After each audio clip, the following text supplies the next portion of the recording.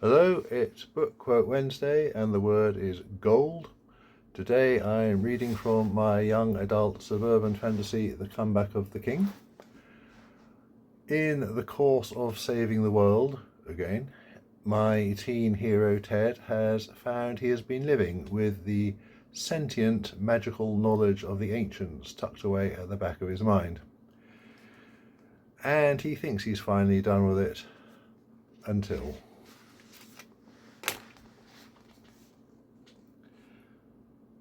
The package was on the hall table. It was a small, flat cardboard box, the type books were delivered in. The address label was printed in blocky computer-readable type, but it looked like the postman had got rained on and the sender's details were blurred and stained.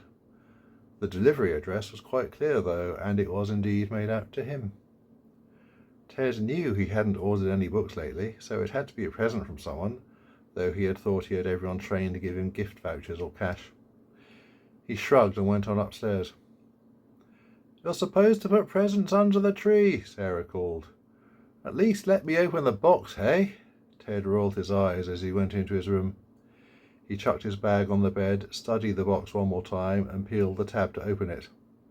A neat ribbon of cardboard pulled back and the book slid out into his hand. It wasn't gift-wrapped. "Huh?" He held it up, frowning. It was a slightly battered hardback, very second-hand.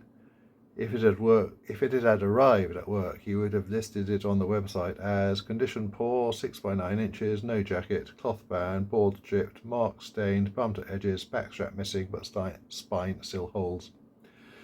It really wasn't in the kind of condition that Malcolm would have been prepared to sell from his shop. He opened it to flick through the yellow pages, but the paper was so thick he could only pick through it one page at a time.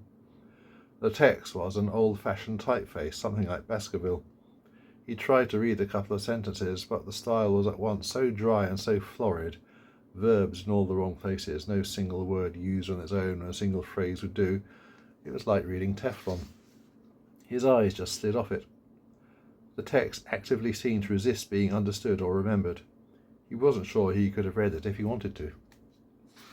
The title of the book was printed in a coloured cloth box at the top of the spine. He held it up to the light and strained his eyes at the flaked gold lettering. The Totality of Myself. It sounded either very deep or arty, or the product of an author to whom modesty was an alien concept, or any combination of the above. By... He peered closely at the author's name, which was in tiny type, no more than 7 or 8 point. Noel Edge. The Totality of Myself by Noel Edge. Ted almost dropped the book. "Oh, you're kidding." And suddenly he realised Sarah was standing in the door. "What?" he demanded. "I want to see your present. It's not for you, so it doesn't matter if I see it." She started to come into the room.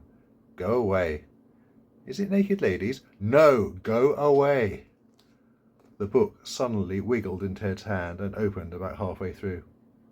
The page Ted looked at was headed, "How to Make Your Sister Go Away." Beneath it was a diagram, a glyph, a mass of complex lines and shades like a barcode containing hidden information that had to be read the right way, and somehow Ted felt his eyes hooked on it so that he couldn't tear them away. The shape seemed to expand, filling first the whole page, then the room around him. The shades and the dots were traceries of power in the air around him, and he knew that whatever he said would simply happen. "Go away, Sarah." It didn't even sound like his voice through the roaring in his ears. Abruptly the book had snapped itself shut, and Sarah was flouncing out of the room with a loud "Huh!" Ted held the book up and looked at it in a whole new way, part wanting to open it again, part wanting to throw it away in horror. Excuse me.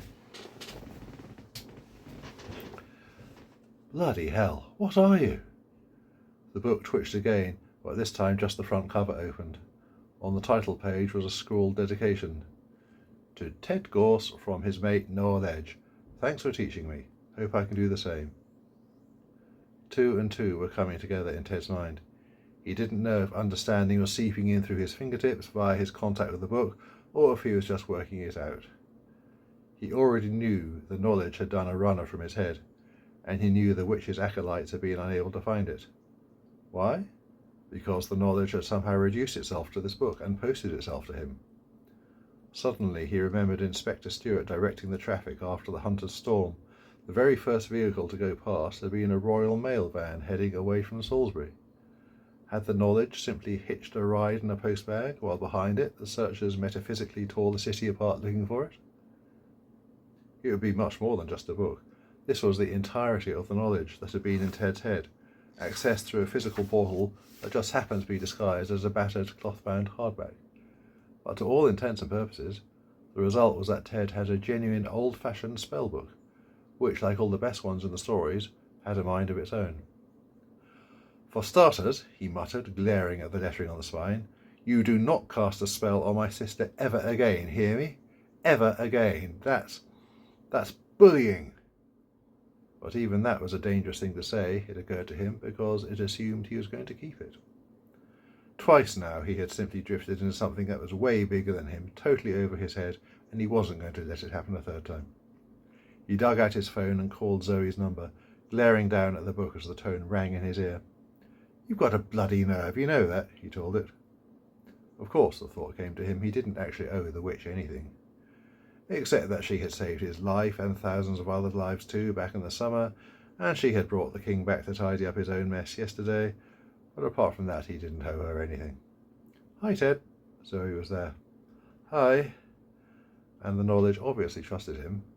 Not that he had asked to be trusted. "Ted?" He hadn't said anything for a couple of seconds. But it hadn't meant any harm, and it wasn't going to cause any now if it stayed as a book, and all it wanted was to not be incarcerated in Meta Salisbury for eternity, which was what the witch would do to it if she could. "Ted, what is it?" He could hear the worry starting up in her voice. "Zoe." "Ted, start talking coherently or I'm coming straight round." Ted swallowed and shot the book one last burning glare of resentment. "What do you want for Christmas?" he asked. Remember, you can buy my books at www.benjeeps.com. See you next time.